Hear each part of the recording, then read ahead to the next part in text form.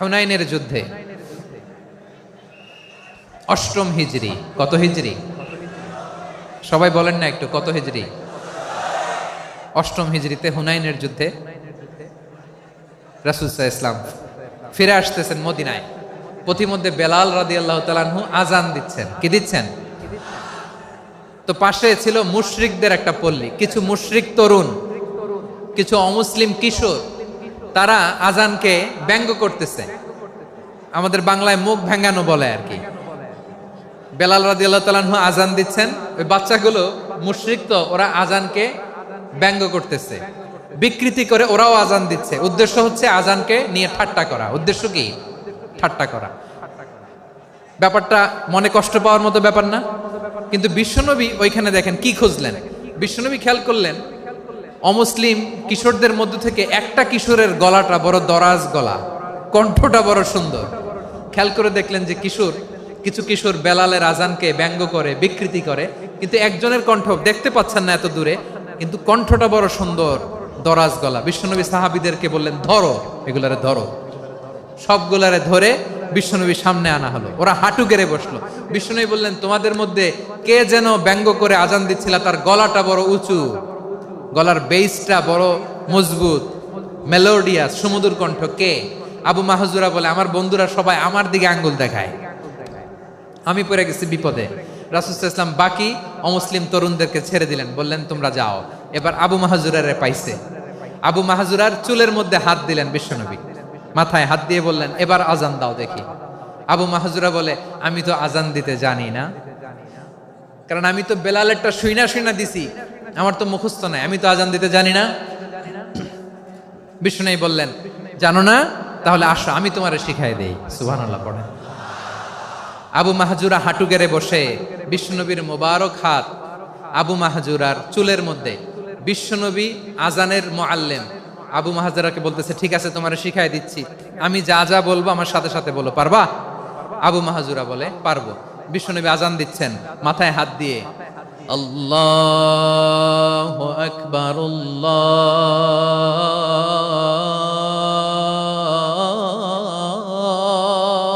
আকবার। আবু মাহজুরা এই বাক্যটা পড়লেন। বিশ্বনবী দ্বিতীয় বাক্য পড়তে আরম্ভ করলেন, আল্লাহু আকবার,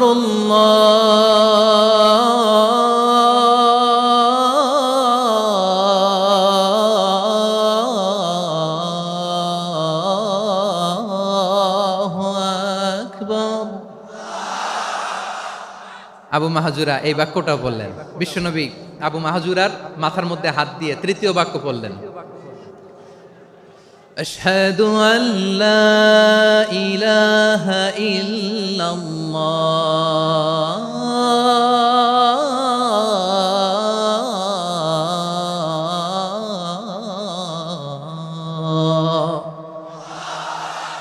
আবু মাহজুরা তৃতীয় বাক্য পড়লেন। বিশ্বনবী একটা বাক্য পরে আবু মাহজুরা পরে, বিশ্বনবী পরে আবু মাহজুরা পরে। আবু মাহজুরা কিন্তু অমুসলিম, মুশরিক। আবু মাহজুরা বলে, এক একটা বাক্য পড়ি আমার কলিজাটা গলে ঠান্ডা হয়ে যায়। এতদিন মোহাম্মদকে গালি দিতাম, এখন মোহাম্মদ আমার মাথায় যখন হাত রাখছে আমার সারা শরীর ঠান্ডা হয়ে গেছে। বিশ্বনবী আজান শিখাচ্ছেন, একটা একটা বাক্য পড়ে আবু মাহজুরাও পড়ে, বিশ্বনবী পড়ে, আবু মাহজুরাও পড়ে।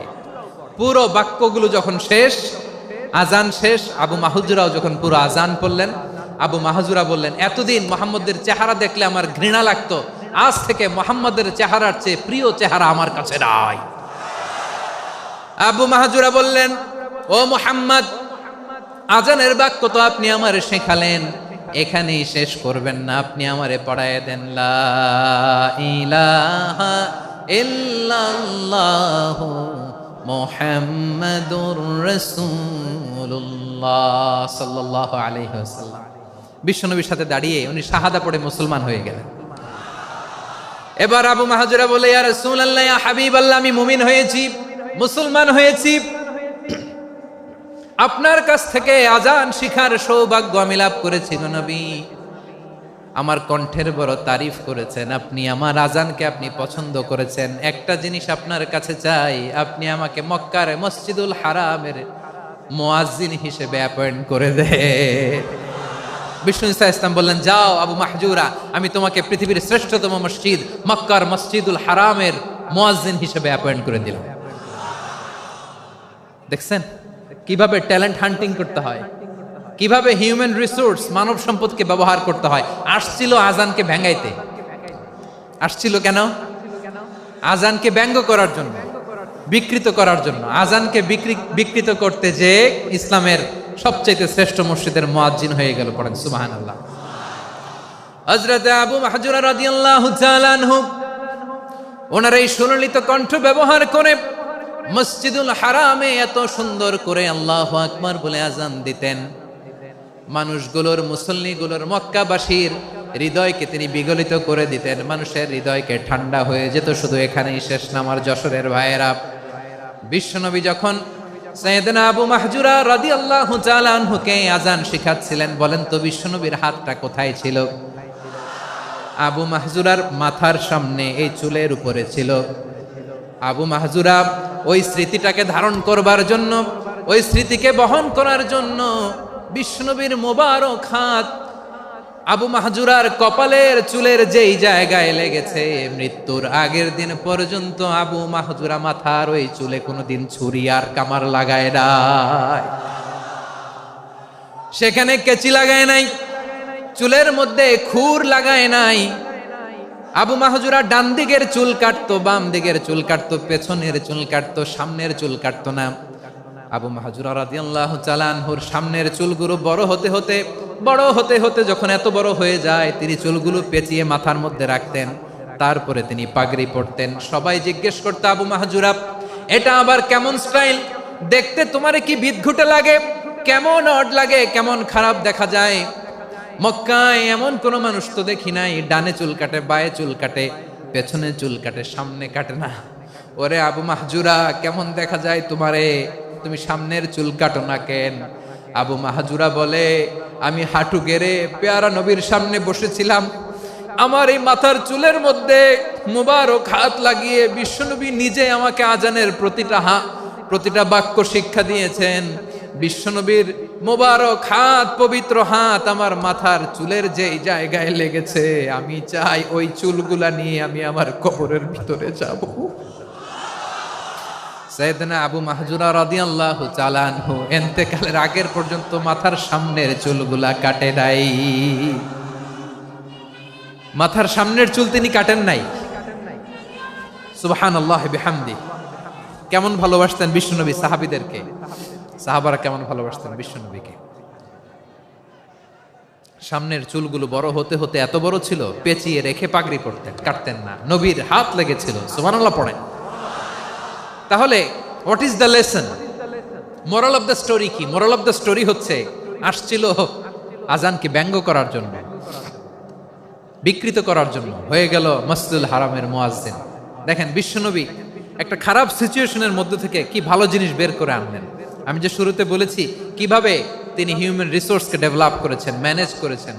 তিনি যে চৌকস ট্যালেন্ট হান্টার ছিল, দেখেন সবার মধ্যে থেকে এর বাছাই করে মুয়াজ্জিন বানাই দিয়েছেন। সুবহানাল্লাহ পড়েন। তার মানে এই না সবাইরে ধরে ধরে উনি মুয়াজ্জিন বানাইছেন। যার যেই ট্যালেন্ট আছে তাকে ওই কাজে অ্যাসাইন করেছেন। যার যেই প্রতিভা আছে তার প্রতিভাকে ইসলামের কাজে লাগিয়েছেন। সুবহানাল্লাহ পড়েন। যায়েদ বিন সাবিত রাদিয়াল্লাহু তাআলা আনহু নাম শুনেছেন? এই নম্বরে বলছিলাম যায়েদ বিন সাবিত রাদিয়াল্লাহু তাআলা আনহু। বিশ্বনবী দেখলেন মদিনার এই আনসারী সাহাবী হাইলি ট্যালেন্টেড, ইন্টেলেকচুয়াল, মেরিটোরিয়াস, জ্ঞানের প্রতি তার আকর্ষণ, মারাত্মক আকর্ষণ। বিশ্বনবী তাকে দায়িত্ব দিলেন, কোরআন যা নাজিল হয় তুমি লিখো, কাতিবুল ওহী বানায় দিলেন। সুবহানাল্লাহ। যায়েদ বিন সাবিতরে আবার আজান শিখান নাই, কারণ তার মধ্যে বিশ্বনবী প্রতিভা দেখেছেন, একাডেমিক প্রতিভা। বিশ্বনবীর একাডেমিক প্রজেক্টগুলো তিনি হ্যান্ডেল করতেন। যায়েদ বিন সাবিত ছিল বিশ্বনবীর ব্যক্তিগত সচিব। কি ছিল? ব্যক্তিগত সচিব। বোঝেন নাই? বিশ্বনবীর ব্যক্তিগত সচিব এবং দোভাষী। ইহুদিরা কিছু লিখে দিলে এটার অর্থ বিশ্বনবীরে বুঝায় দিতেন। আবার ইহুদিদের কাছে কিছু লিখতে হলে তিনি লিখে দিতেন। বিশ্বনবী একদিন বললেন, ইন্নী ওয়াল্লাহি মা আমানু ইয়াহুদা আলা কিতাব। ইহুদিরা যে চিঠি পাঠায় অর্থ তো বুঝি না, আরেক ইহুদি আইনে অর্থ করা লাগে, আবার ইহুদিদের কাছে কিছু লিখে পাঠাইতে চাইলে আমরা তো লিখতে পারি না, ইহুদিরে দিয়ে লেখা লাগে। ওরা যে পয়রা শোনায় লিখে দেয়, আমি ওদের বিশ্বাস করি না। আমার নিজের একজন লোক দরকার। বিশ্বনবী এই যায়েদ বিন সাবেতকে চুজ করলেন ল্যাঙ্গুয়েজের জন্য। উনি বললেন, যায়েদ, তোমার সফট স্কিলকে ডেভেলপ করতে হবে, তুমি হিব্রু ল্যাঙ্গুয়েজ শিখে ফেলো। যায়েদ বিন সাবেত বলল, বিশ্বনবীর মোটিভেশন আর ইন্সপিরেশন পেয়ে আমি 15 দিনে ইহুদিদের এই হিব্রু ল্যাঙ্গুয়েজ শিখে ফেললাম। শুধু শিখে ফেললাম না, হাত্তা হাদিকতু, even I became master in the language. এই ভাষা আমি পারদর্শী হয়ে গেলাম। এরপরে ইহুদিরা চিঠি লিখে পাঠালে আর কোনো ইহুদি ডাকা লাগতো না, আমি নবীর এটার অর্থ শুনে পরে বুঝাই দিতাম।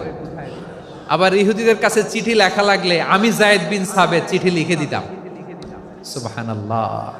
দেখেন, এত সাহাবীর মধ্য থেকে বিশ্বনবীর একাডেমিক প্রজেক্ট, ব্যক্তিগত সচিব, দোভাষী হিসেবে তিনি যায়েদ বিন সাবেতের মতো তরুণকে নির্বাচিত করেছেন। কেমন ট্যালেন্ট হান্টার ছিল আমার নবী! সুবহানাল্লাহ পড়বেন না? বিশ্বনবীর ইন্তেকালের পরে সাইয়েদনা আবু বকর রাদিয়াল্লাহু তাআলা আনহু যখন খলিফা হয়ে আসলেন, কোরআনকে সংকলনের দায়িত্ব দেয়া লাগবে, কোন সাহাবীকে দিবেন? সব সাহাবারা মিলে পরামর্শ করলেন। সাইয়েদনা আবু বকর, ওমর সবাই মিলে এই বিশাল কোরআন সংকলনের গুরু দায়িত্ব বিশ্বনবীর ব্যক্তিগত সচিব, বিশ্বনবীর দুভাষী, বিশ্বনবীর সিলেক্ট করাই লোক যায়েদ ইবনে সাবেত রাদিয়াল্লাহু তাআলা আনহুকে দিয়েছে। কোরআনের কপি তো আজকে এখানে রাখে নাই। এই যে আজকের যে কোরআন পড়েন, এটা আগে এরকম ছিল না। কোরআন নাজিল হলে সাহাবারা চামড়ার, ওটের চামড়ায় লিখে ফেলতো, ওটের চ্যাপ্টা হাড্ডির মধ্যে লিখে ফেলতো, গাছের গুড়ির মধ্যে লিখে ফেলতো, বিভিন্ন জনের কাছে ছড়ানো ছিটানো ছিল। আবু বকর রাদিয়াল্লাহু তাআলা আনহু একসাথে করলেন, পরবর্তীতে উসমান রাদিয়াল্লাহু তাআলা আনহু একসাথে করলেন 114 সূরার। এখন এই মুসহাফ, এই কম্পাইলেশন, এই কপি আমরা পেয়েছি, যার হিউজ কন্ট্রিবিউশন ছিল। এই পুরো কোরআন কম্পাইলেশনের প্রজেক্ট ম্যানেজার ছিল যায়েদ বিন সাবেত রাদিয়াল্লাহু তাআলা। কোরআন কম্পাইলেশনের প্রজেক্ট ম্যানেজার। দেখেন, উনারে মাথায় হাত দিয়ে আজান শিখায় নাই। সুবহানাল্লাহ কইবেন না? তাহলে প্রথম সাহাবী আবু মাহজুরাকে মুয়াজ্জিন বানাইলেন, যায়েদ বিন সাবেতকে ব্যক্তিগত সচিব আর দোভাষী বানালেন, মুসআব ইবনে উমাইর রাদিয়াল্লাহু তাআলা আনহুকে ইসলামের প্রথম অ্যাম্বাসেডর বানালেন। তাহলে তৃতীয় নাম্বার একজন সাহাবীর নাম বলছি, মুসআব ইবনে উমাইর। মুসআব কি নাম? নামটা কেমন লাগে? এই কয়েকজনের ভাল লাগে, বাকিদের ভাল লাগে না? ভাল লাগে? এই এই কি নাই? 3 নম্বর সাহাবীর নাম মুসআব। কি নাম? He was the first ambassador in Islam. ইসলামের প্রথম ডিপ্লোম্যাট, প্রথম কূটনৈতিক, ইসলামের প্রথম কূটনৈতিক, ইসলামের প্রথম ডিপ্লোম্যাট, প্রথম অ্যাম্বাসেডর মুসআব ইবনে উমাইর। মক্কার তরুণ যুবক, উনি পারফিউম লাগাইলে মানুষ দেখলেই বুঝতো এটা মুসআব লাগাইছে। এমন ড্যাশিং ফেসের ছিল, এমন স্মার্ট ড্যাশিং ফেস, এমন পার্সোনালিটির মানুষ ছিল মুসআব রাদিয়াল্লাহু তাআলা। কারণ যিনি ইসলামের স্পোকম্যান হবেন, মুখপাত্র হবেন, তার স্মার্ট হওয়ার দরকার আছে না নাই? আকাবার প্রথম শপথ যখন হলো, তাদের সাথে বিষ্ণু ঈসা ইসলাম মদিনাতে একজন মুখপাত্র পাঠালেন, ডিপ্লোম্যাটকে পাঠালেন, অ্যাম্বাসেডর অফ ইসলাম। তিনি হচ্ছেন মুসআব ইবনে উমাইর। পড়েন সুবহানাল্লাহ। বিশ্বনবী দেখলেন সে অনেক স্মার্ট, তার ডেডিকেশন আছে, সিনসিয়ারিটি আছে, এবং মদিনায় যে আউস খাজরাজ গোত্রের নেতাদের সাথে ডিল করতে হবে, ইহুদিদের সাথে ডিল করতে হবে, ওখানে একজন পাক্কা জানু খেলোয়াড়ের দরকার আছে না নাই? মুসআব ইবনে উমাইর রাদিয়াল্লাহু তাআলা আনহু, ওনাকে বিষ্ণু ঈসা ইসলাম চুজ করলেন। এবং বিষ্ণু ঈসা ইসলামের এই চুজিংটা, এই সিলেকশনটা এত সুন্দর ছিল, তিনি মদিনাতে যে বিশ্বনবী আসার আগেই মদিনার জমিনকে তিনি উর্বর করে ফেলছেন। প্রতিটা ঘরে ঘরে কালিমার দাওয়াত তিনি পৌঁছায় দিচ্ছেন। জুমার বিধান নাজিল হয়েছে, কিন্তু মক্কায় পরিবেশ নাই জুমা পালনের। বিষ্ণু ঈসা ইসলাম একজনকে দিয়ে খবর পাঠালেন, যাও মদিনায় মুসাবকে যে বলো, মুসাব তো আমার শিক্ষক, আমার স্পোকম্যান, মদিনাতে যেন তারা জুমা কায়েম করে। বিশ্বনবীর আগেই মুসআব মদিনার মুসলিমদেরকে নিয়ে মদিনায় প্রথম জুমা কায়েম করে ফেলছে। কোন সুবহানাল্লাহ। ডিপ্লোম্যাটদের কেমন হইতে হয়, অ্যাম্বাসেডরের কেমন হইতে হয়, মুসআব রাদিয়াল্লাহু তাআলা আনহুর কাছ থেকে শিখে নাও। মুসআব নামটা কেমন লাগে? যশোর, যাদের সন্তান হবে ছেলে সন্তান, আমার রাস্তায় পাইলে সবাই জিজ্ঞেস করে, হুজুর একটা নাম দেন, আমার ছেলে হবে। যশোরবাসীর জন্য আমি একটা নাম দিয়ে দিলাম, নাম রাখতে হবে মুসআব। কি নাম?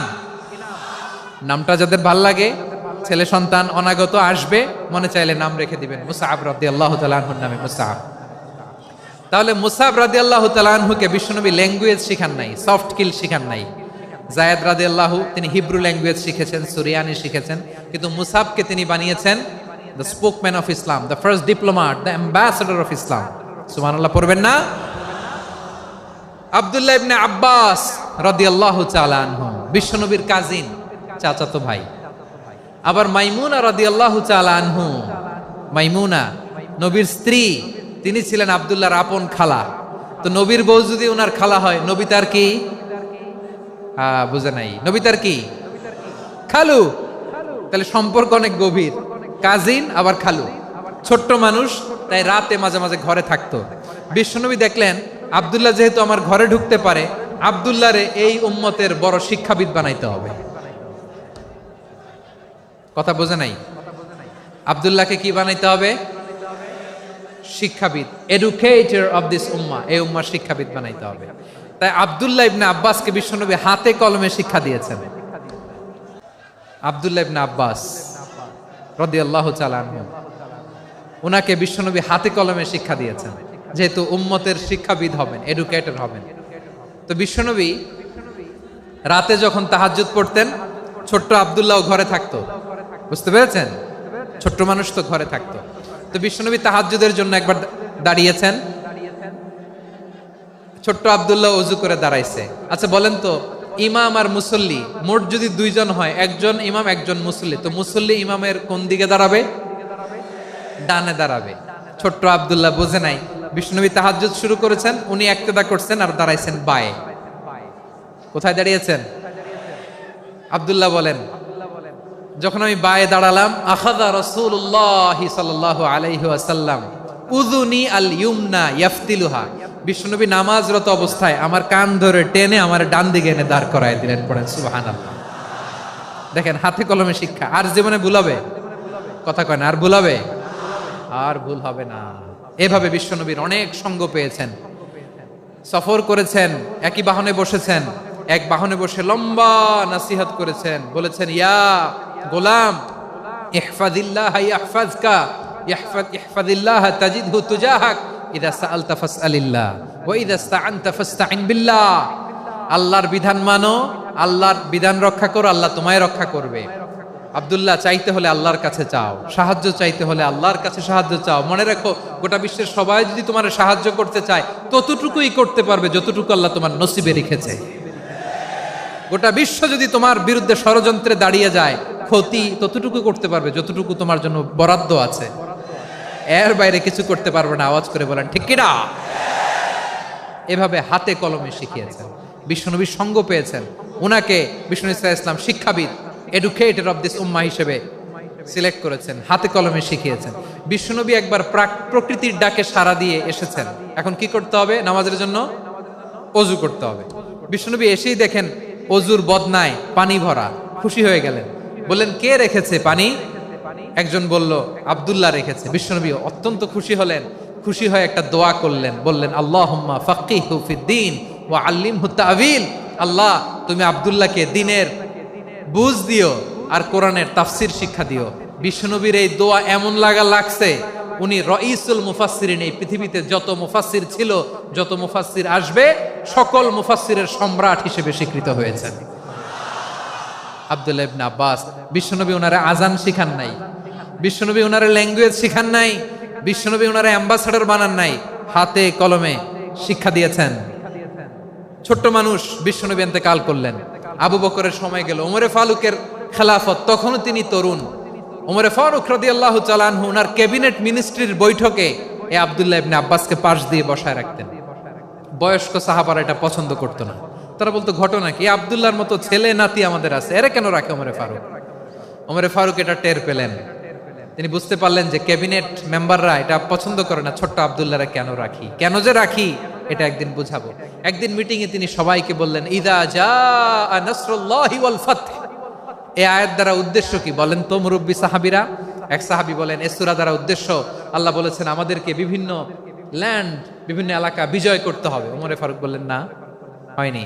আরেকজন বললেন বিজয় হওয়ার পর আমাদের বেশি বেশি আল্লাহর বরত্বের ঘোষণা দিতে হবে, এটা উদ্দেশ্য। ওমরে ফারুক বললেন না, হয় নাই। যারে জিজ্ঞেস করেন কেউ পারে না। সব শেষে বিশ্বনবী ছোট্ট আব্দুল্লাহরে বলেন, আব্দুল্লাহ ইদা জা নাসরুল্লাহি ওয়াল ফাত, এর দ্বারা উদ্দেশ্য কি বলো তো? ছোট্ট আব্দুল্লাহ বলেন হুয়া আজালু রাসূলিল্লাহ, এই আয়াত দ্বারা বিশ্বনবীর বিদায়কে উদ্দেশ্য নেওয়া হয়েছে। ওমরে ফারুক বললেন হাদা হুয়া, এটাই তো সঠিক উত্তর, এটাই সঠিক তাফসীর এই আয়াতের। কারণ ইদা জা নাসরুল্লাহি ওয়াল ফাত, যখন আল্লাহর সাহায্য আর বিজয় আসবে, ওয়া রাআইতান নাসা ইয়াদখুলুনা ফি দীনিল্লাহি আফওয়াজা, আপনি দেখবেন দলে দলে ঢলে ঢলে বানের পানির মতো মানুষ ইসলামের দিকে ঢুকতেছে, ইসলামের বিজয় হয়েছে। তো ইসলামের বিজয়ের মিশন নিয়ে নবী আসছে, বিজয়ী যখন হয়ে গেছে এখন তো নবীর বিদায় হবে। জোরে বলেন ঠিক কিনা? কোন সাহাবী এই সূক্ষ্ম কথাটা ধরতে পারে নাই, ওই আব্দুল্লাহ ছাড়া। আব্দুল্লাহ যখন উত্তর দিছে সব সাহাবীদের টনক নড়েছে।